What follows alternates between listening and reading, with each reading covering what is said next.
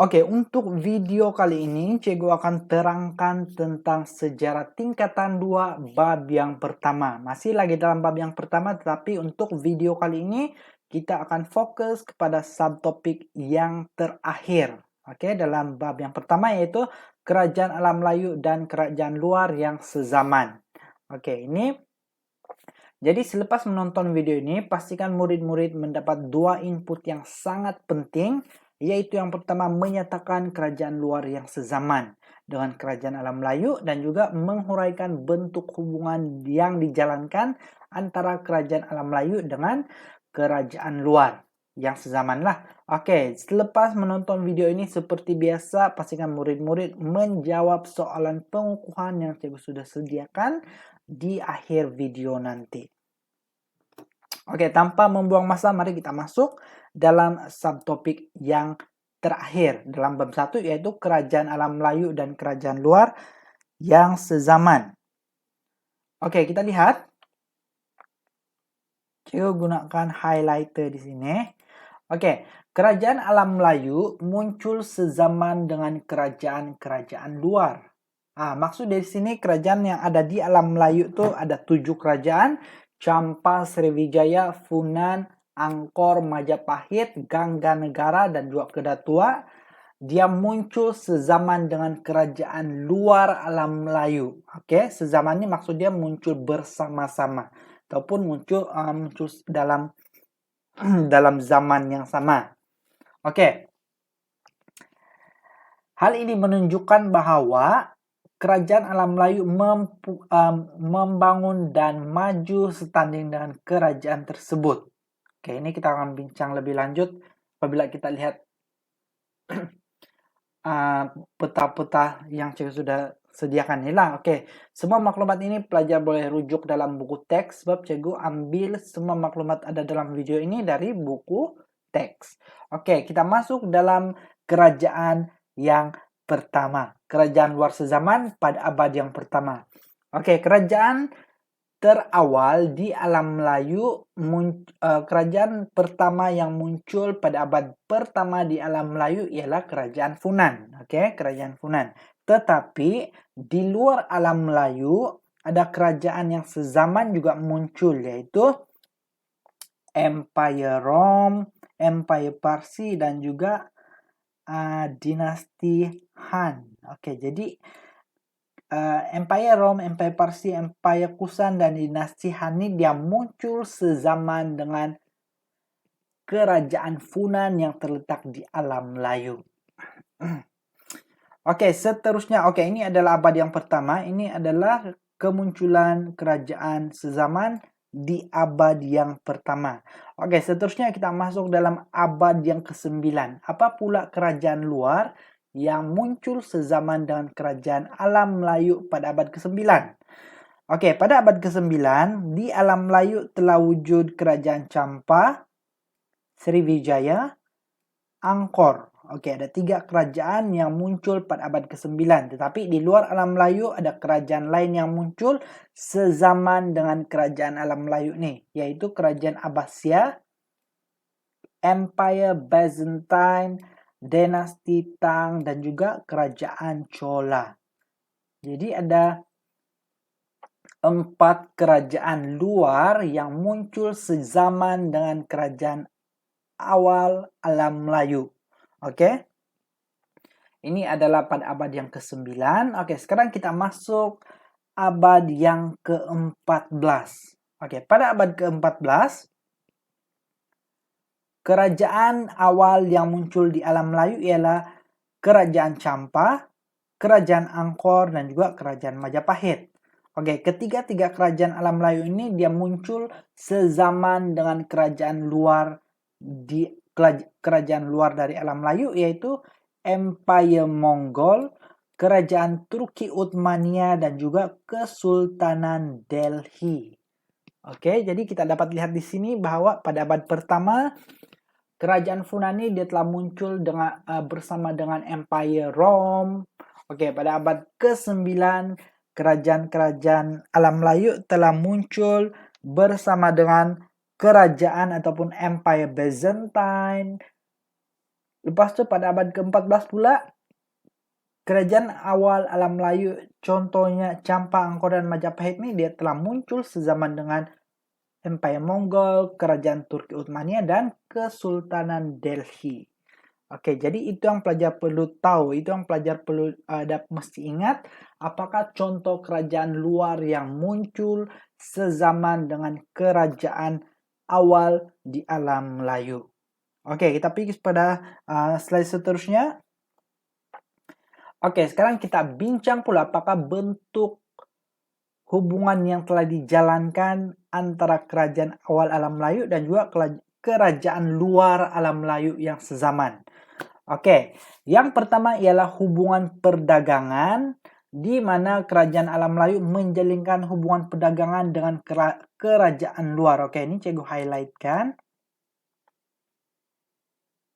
Kedudukan strategik di laluan perdagangan timur dan barat. Nah, ini penting, kedudukan strategik serta kekayaan hasil bumi. Oke, di alam Melayu pada masa dulu dia mempunyai kekayaan hasil bumi yang sangat banyak. Jadi hal ini telah mendorong pemerintah kerajaan alam Melayu menjalinkan hubungan perdagangan dengan kerajaan-kerajaan lain di luar alam Melayu yang muncul sezaman dengan kerajaan alam Melayu lah.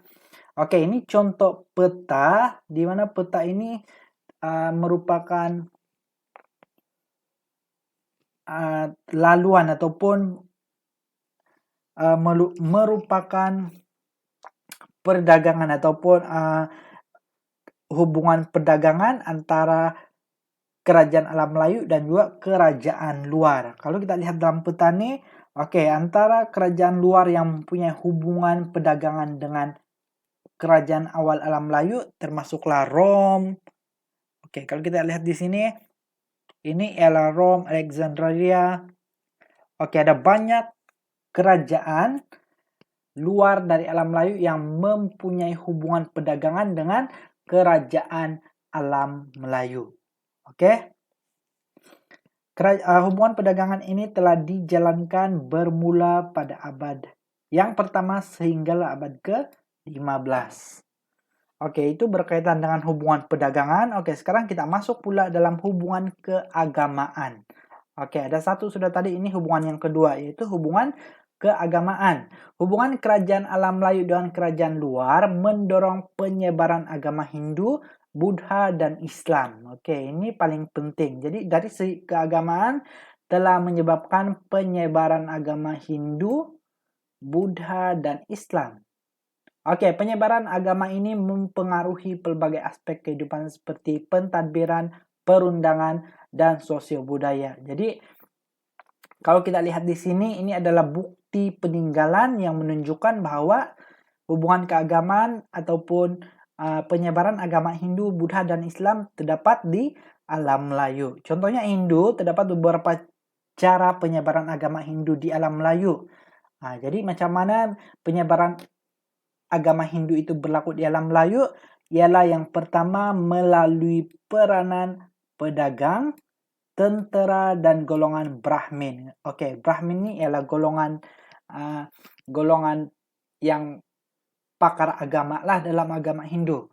Oke, dari segi agama Buddha, peranan Asoka ini paling penting. Peranan Asoka, pemerintah Empire Maurya, menghantar sami-sami ke alam Melayu. Menghantar sami-sami ke alam Melayu untuk menyebarkan agama Buddha. Jadi ini adalah penyebaran agama Buddha. Seterusnya kita lihat penyebaran agama Islam. Oke, penyebaran agama Islam di alam Melayu disebarkan melalui peranan pedagang. Biasanya pedagang-pedagang dari Arab, dia akan berdagang di Melayu dan dia akan menyebarkan agama Islam. Contohnya pemerintah dan juga pendakwa. Oke, maksud dari sini agama Islam dia disebarkan oleh pedagang, pemerintah, dan juga pendakwa.